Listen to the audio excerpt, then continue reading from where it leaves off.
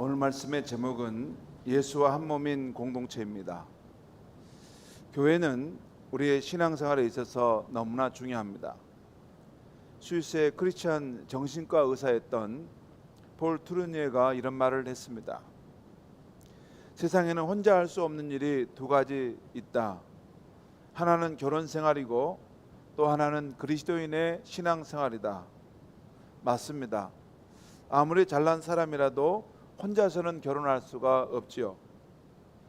그리스도인의 신앙생활도 혼자 할 수 없습니다. 교회 안에서 성도들과 함께 해야 되는 것입니다. 세상에는 단체도 많고 조직도 많습니다. 그러나 교회와 같은 단체는 없습니다. 교회는 그리스도의 몸으로서 한 시대만이 아니라 영원히 존재하기 때문입니다. 곧 옛날의 사도들과 성도들 뿐만 아니라 예수 십자가의 은혜로 구원받은 모든 성도들이 이 교회에 속하기 때문입니다.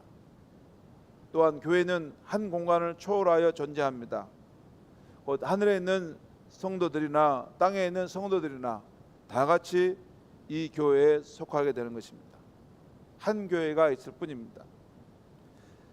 교회는 지금은 하늘에서 온 세상을 통치하시는 예수 그리스도, 그분의 몸으로서 우주에서 가장 큰 단체입니다.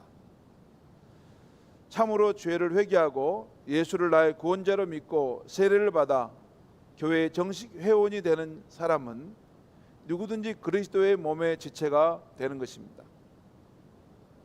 오늘 본문에서 사도 바울은 이 예수 그리스도의 몸인 교회에 대해서 말씀하고 있는데요.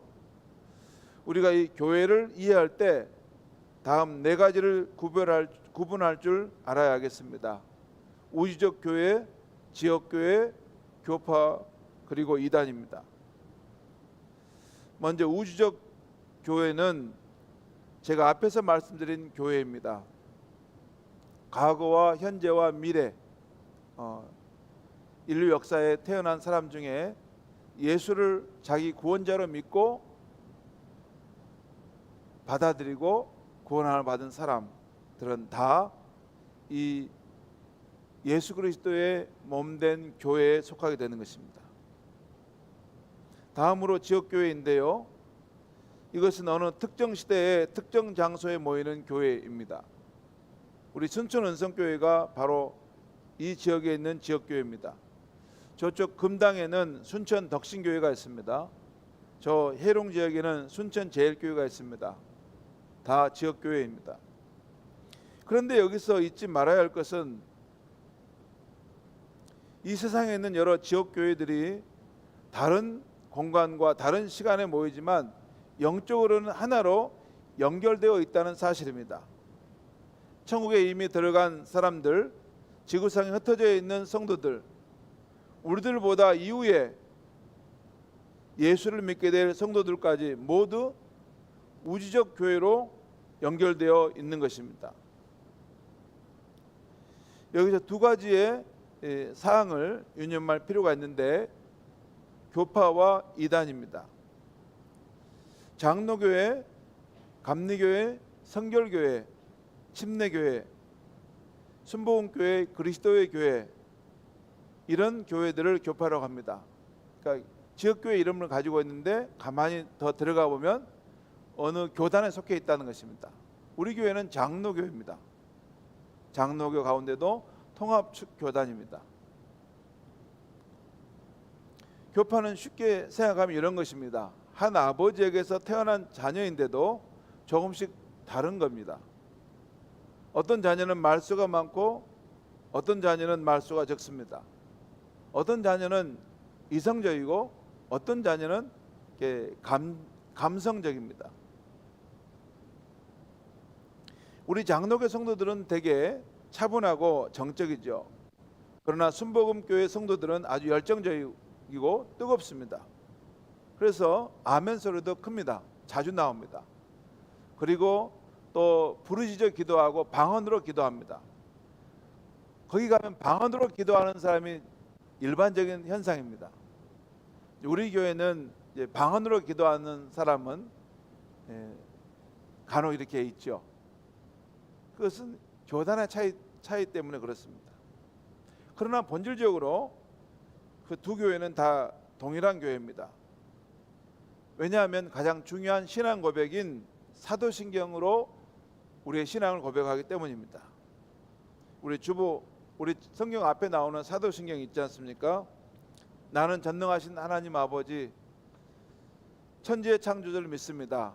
요 신앙 고백 쭉 하는 걸 말입니다. 그리고 이것을 확대하면 성경 66권이 되는데요. 그러니까 성경 66권을 그대로 하나님의 말씀으로 믿고 고백하는 교회가 우주적인 교회에 속한 교회고 정통교회인 것입니다. 우리가 하나로 모일 수 없어서 어쩔 수 없이 이 지역 단위로 지역교회로 모이지만 사실은 전체로서 그리스도의 몸 우주적 교회가 진짜 중요합니다. 그런데 예수님께서는 그 교회를 보고 있어요. 지금도 하늘에서 그 역사를 통치하시고 계시는 예수님께서는 천상에 있는 이미 구원받은 백성들과 이 지구상에 또 복음을 듣고 구원받은 백성들 그 모두를 통합해서 그 교회의 머리이신 분으로 계십니다. 그래서 내가 소속된 지역교회가 잘 돼야 하지만 다른 교회들도 잘 돼야 합니다. 다른 교파 교회들도 한국교회 전체도 더 나아가 세계교회가 다 잘 돼야 합니다. 이를 위해서 서로 위하여 기도하고 격려하고 협력하는 것이 마땅한 것입니다. 그런데 이단은 좀 다릅니다. 사이비 기독교인데요, 진짜가 아닌 가짜라는 것입니다. 얼른 보면 기독교와 비슷한데 전혀 다릅니다. 거기는 사람을 교주를 신격화하고 사도신경을 하지 않고 또 성경의 내용과 다른 주장을 늘어놓습니다. 보통 어느 교회를 이제 가는데 사도신경을 이렇게 고백하지 않는 교회가 있다. 그러면 좀 이렇게 이상한 교회입니다. 이런 사람들은 예수 그리스도의 몸인 우주적 교회에 속한다고 말할 수 없습니다. 그 이론이 아닙니다. 요즘 우리가 특별히 조심해야 하는데요, 세상이 혼란하고 예수님의 재림이 가까울수록 이단들이 기승을 부립니다. 통일교, 여호와의 증인, 안식교, 몰몬교, 구원파, JMS, 요즘에는 안상홍 증인의 신천지 등 이런 이단들은 정통교회에 해를 끼치고 많은 사람들을 미혹하며 그 가정을 파탄으로 빠지게 합니다.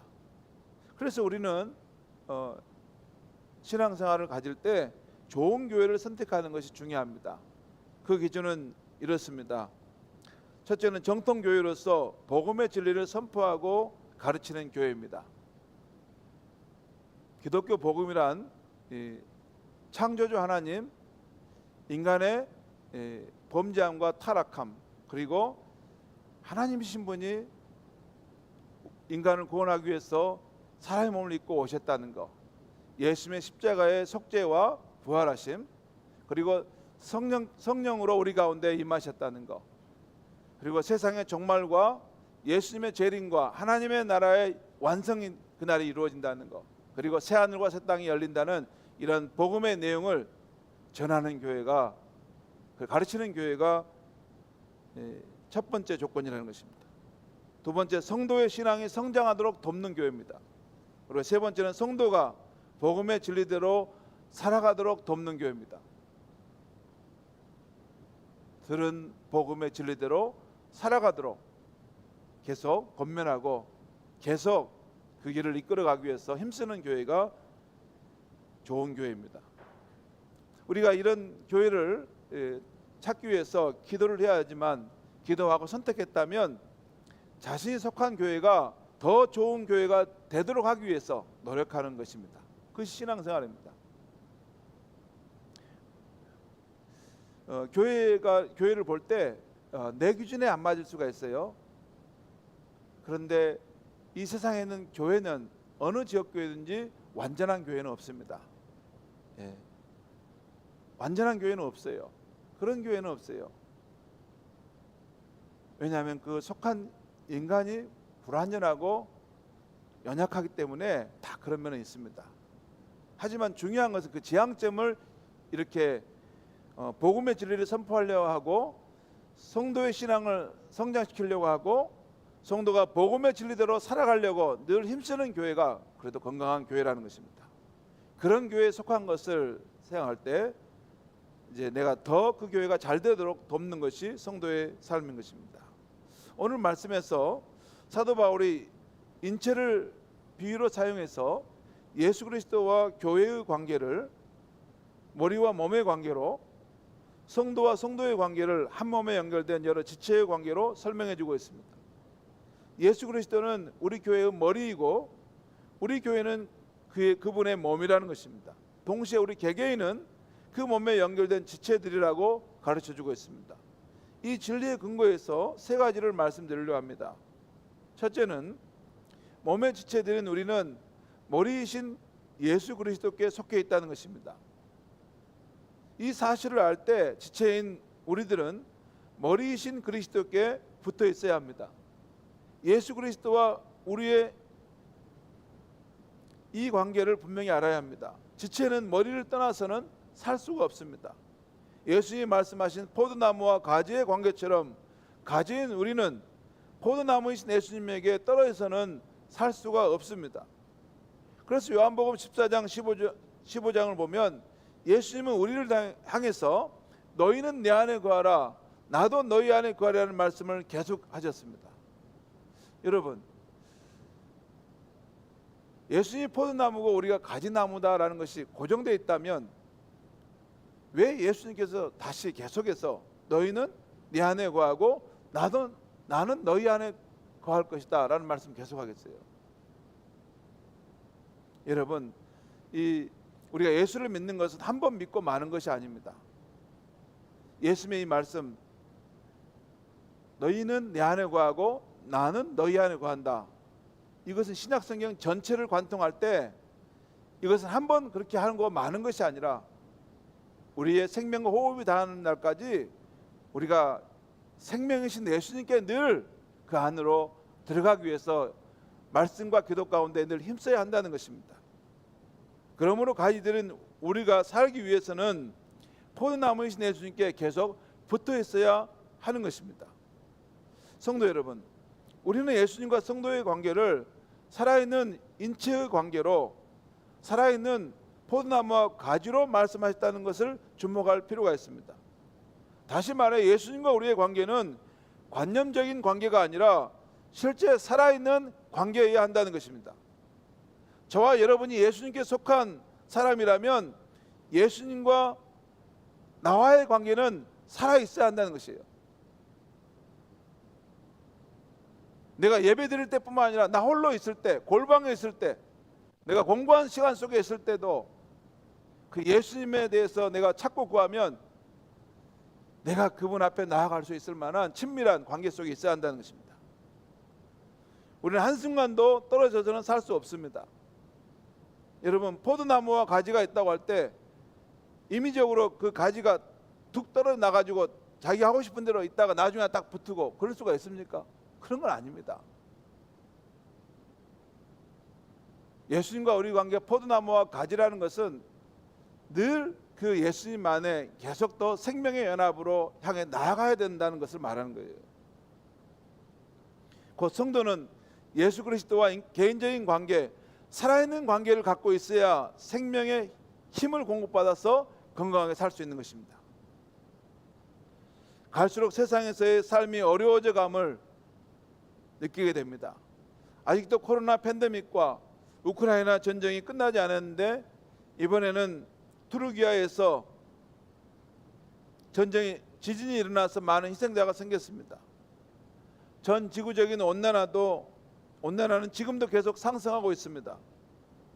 과학과 인공지능의 급속한 발달로 우리의 삶의 미래가 더욱더 불확실해져 가고 있습니다.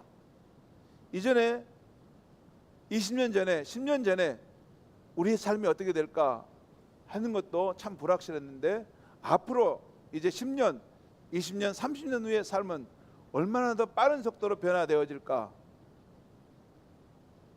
저도 요즘에는 세상이 정말 우리가 상상할 수 없는 세상이 펼쳐지겠구나 하는 생각을 합니다. 더구나 우리나라는 미중 갈등의 중심에 있기 때문에 경제 상황이나 군사적인 상황도 늘 위기에 처할 수가 있습니다. 요즘 저는 나이 들어감과 그로 인한 상실감을 받아들이는 것이 쉽지 않음을 느낍니다. 이미 나이가 들어가신 분들은 다 느끼는 것이겠죠. 이렇게 늘 위기가 올 수 있는 불확실한 인생을 살면서 우리는 든든한 힘과 방패, 피난처를 어디서 찾을 수 있을까요? 내 부모입니까? 내 친구입니까? 내 직장 동료입니까? 그분들이 진정한 나의 든든한 피난처와 방패가 되어줄 수 있을까요? 그럴 수 없습니다. 왜 그런지 아십니까? 그들도 그들 나름의 무거운 짐을 지고 허덕이고 가고 있는 것입니다.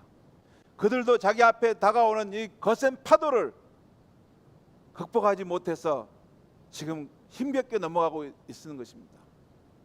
그런데 누구에게 도움의 손길을 내뻗어서 그를 구원해 줄 수 있습니까? 조금은 도와줄 수 있습니다. 한두 번은 도와줄 수 있습니다. 3번까지도 도와줄 수 있습니다. 그런데 그 이상은 어렵습니다. 왜? 각자가 지고 가는 인생의 파고 그 짐이 크기 때문에 그렇죠.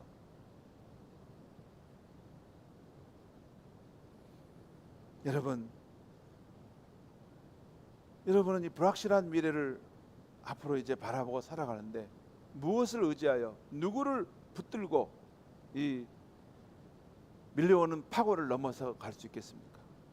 감사하게도 우리에게는 온 세상의 구주이신 예수 그리스도가 계시다는 것입니다.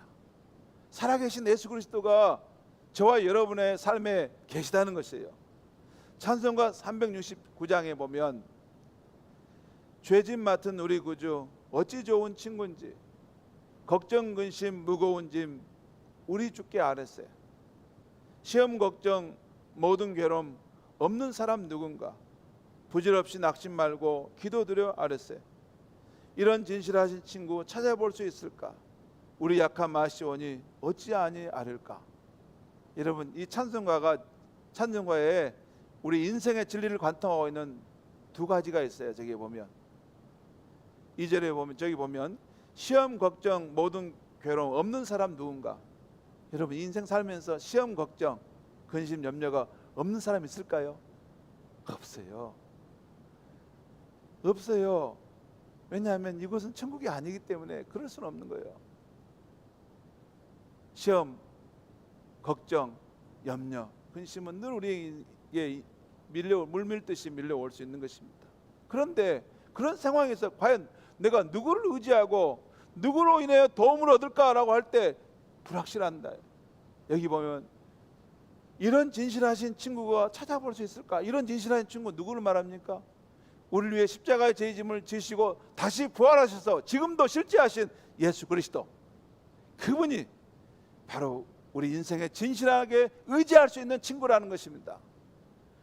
여러분, 다른 곳에 가서 우리가 환난과 어려움을 당할 때, 이 불확실한 미래를 살아갈 때 의지할 수 있고 붙들 수 있는 존재가 있으면 데려오십시오. 저도 그걸 믿고 싶습니다. 있을까요? 없습니다. 인간으로서는 자기의 무거운 짐을 지고 다 허덕이며 살아가는데 누가 누구를 도와줄 수 있는 것입니까? 그러면 하나님이 필요 없는 것이고 예수를 믿을 필요가 없는 것입니다. 예수님이 존재하시고 죽으셨다가 다시 부활하시고 실제하시다는 것이 우리에게 소망인 이유는,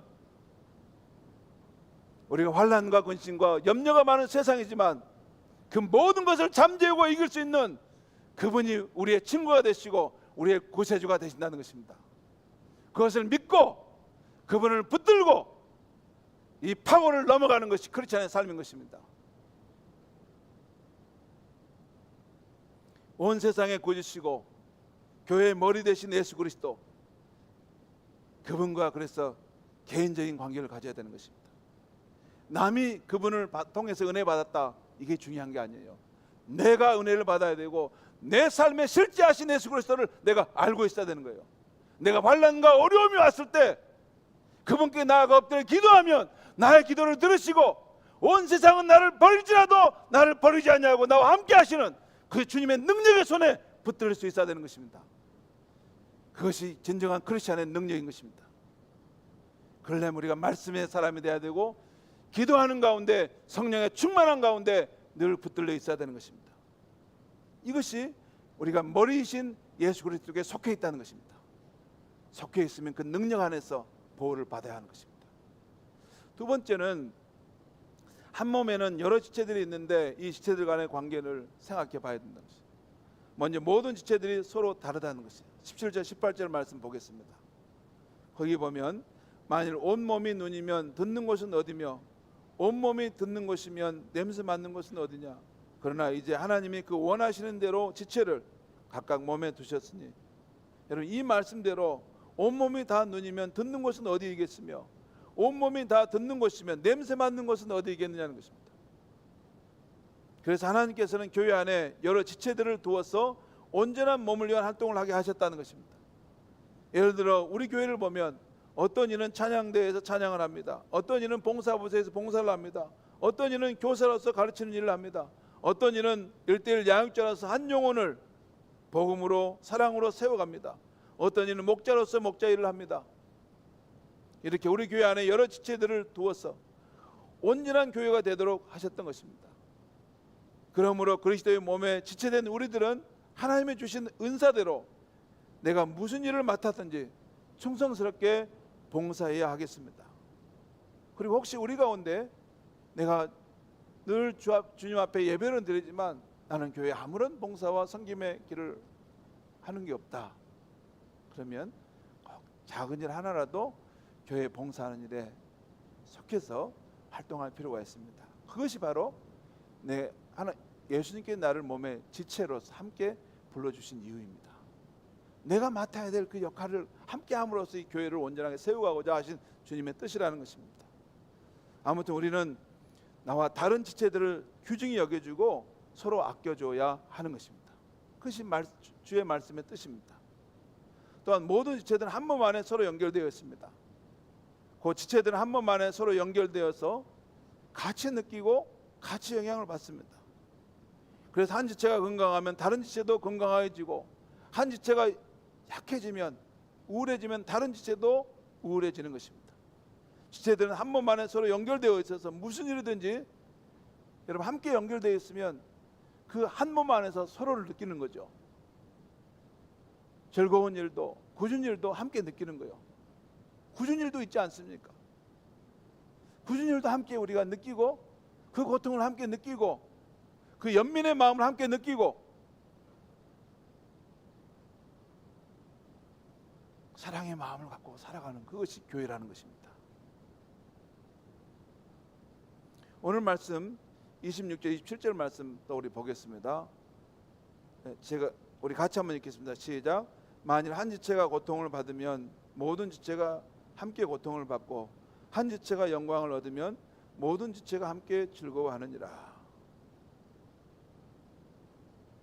또 우리 보겠습니다.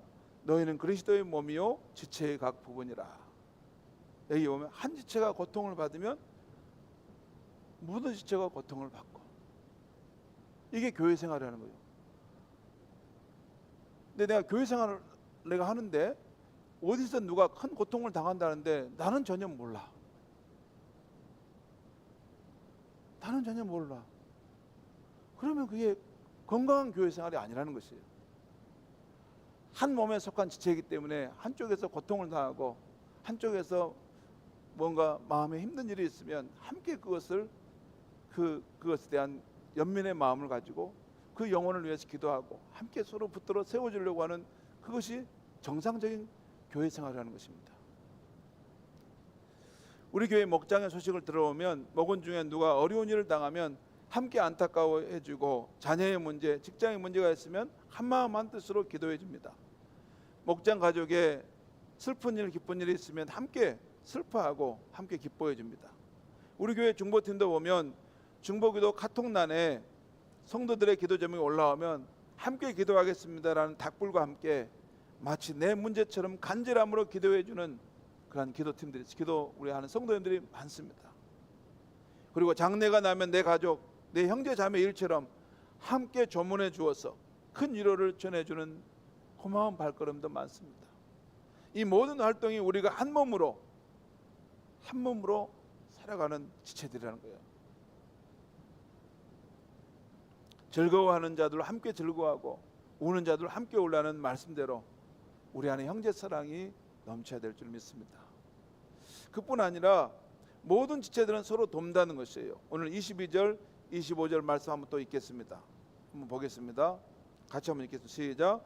그뿐 아니라 더 약하게 보이는 몸의 지체가 더기어 요긴하고, 또 읽겠습니다.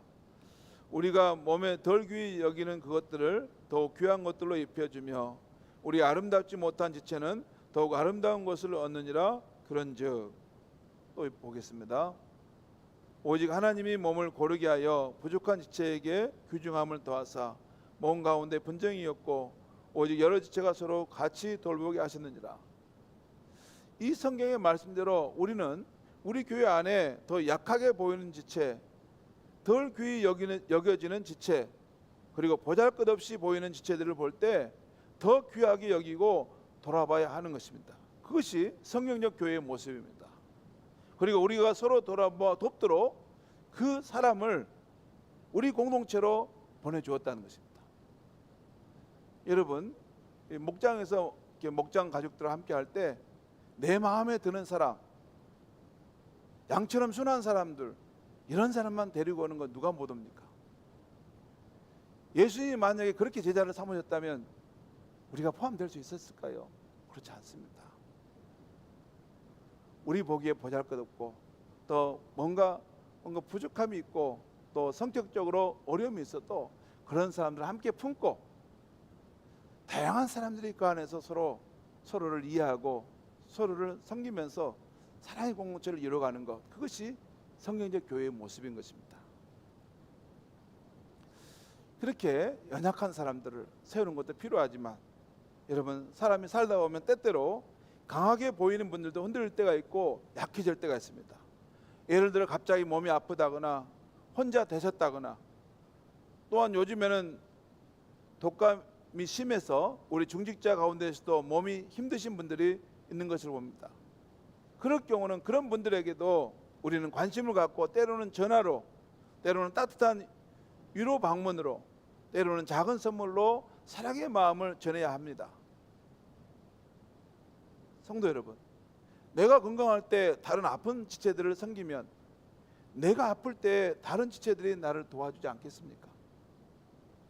목사님, 나는 그럴 필요 없어요. 그렇게 말할 수 있는 사람이 있을까요? 아닙니다.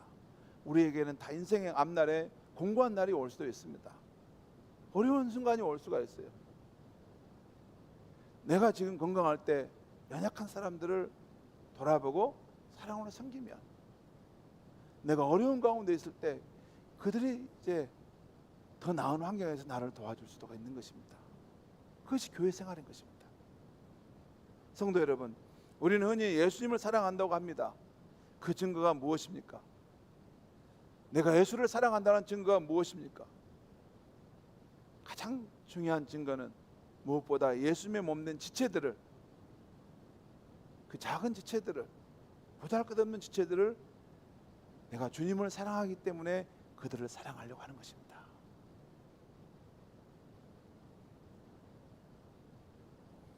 이렇게 우리는 서로 다르지만 한 몸으로 연결되었다는 것입니다.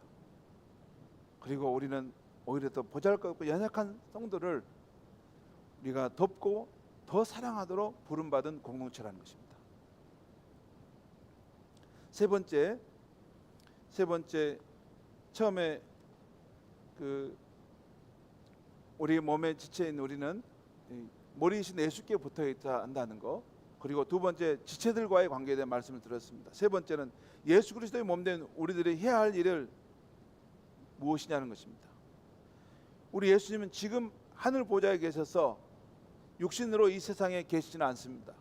그러나 지금도 예수님은 그의 몸된 교회를 통해서 계속해서 일해가고 계십니다. 그 일들은 무엇입니까?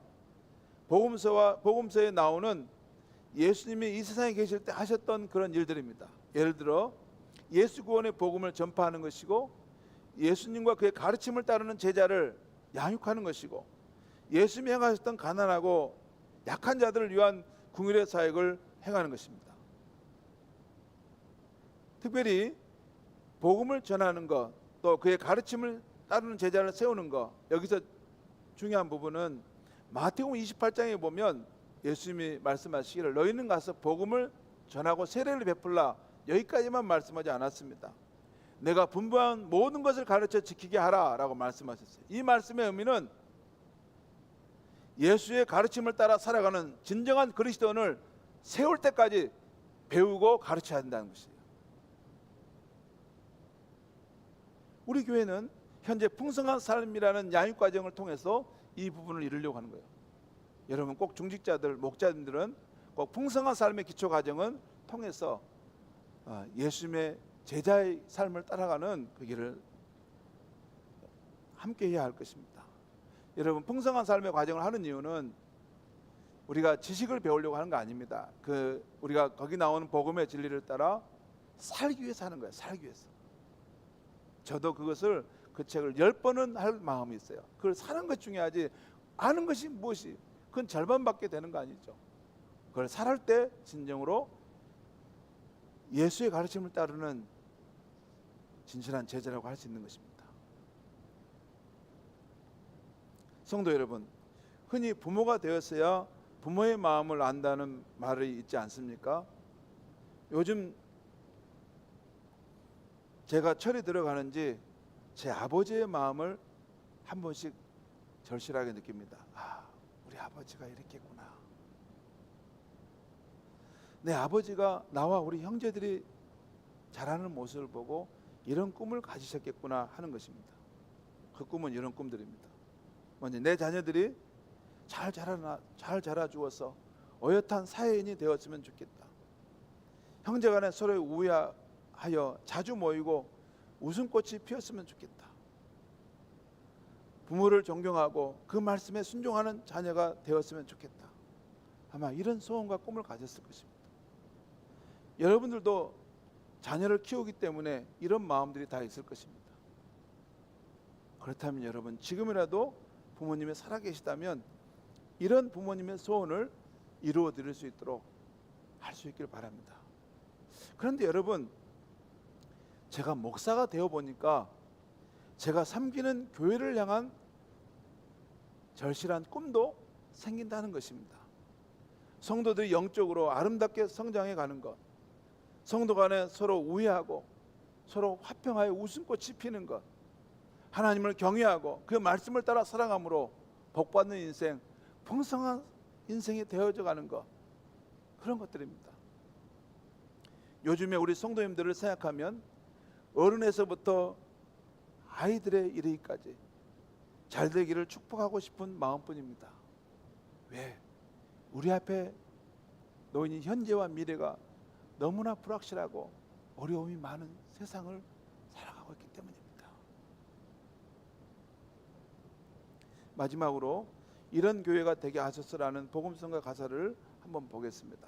이런 것입니다. 진정한 예배가 숨쉬는 교회, 주님이 주인 되시는 교회, 믿음의 기도가 쌓이는 교회, 최고의 찬양을 드리는 교회, 말씀이 살아 움직이는 교회, 성도의 사랑이 넘치는 교회, 섬김과 헌신이 기쁨이 되어 열매를 맺는 아름다운 교회, 주님의 마음을 닮아서 이웃을 사랑하는 교회, 주님의 영광을 위하여 빛 대신 주님 전하는 교회, 사랑의 불꽃이 활짝 피어나 날마다 사랑에 빠지는 교회, 주께서 사랑하는 우리 교회가 이런 교회가 되게 하소서. 이 마음이 제 마음입니다. 여러분, 우리 함께 순천은성교회라는 이 교회에 속하게 된 것, 하나님의 은혜 안에서 만나게 되었는데 우리 함께 이런 아름다운 교회를 함께 지어가는 저와 여러분이 되길 바랍니다. 기도하겠습니다. 하나님 아버지, 오늘 이 아침에 예수와 한 몸인 공동체라는 말씀을 전했습니다. 우리는 머리이신 포도나무이신 예수님께 붙어야만 살아가는 존재입니다. 예수 그리스도, 살아계신 예수 그리스도를 말씀 속에서, 기도 속에서 더 깊이, 더 충만히 만나는 우리의 삶이 되게 하여 주시옵소서. 어떠한 환난과 위기와 염려가 올지라도 그 모든 파도를 능히 이길 수 있는 예수 그리스도가 우리의 방패와 능력이 되심을 취하는 백성들이 되게 하여 주시옵소서.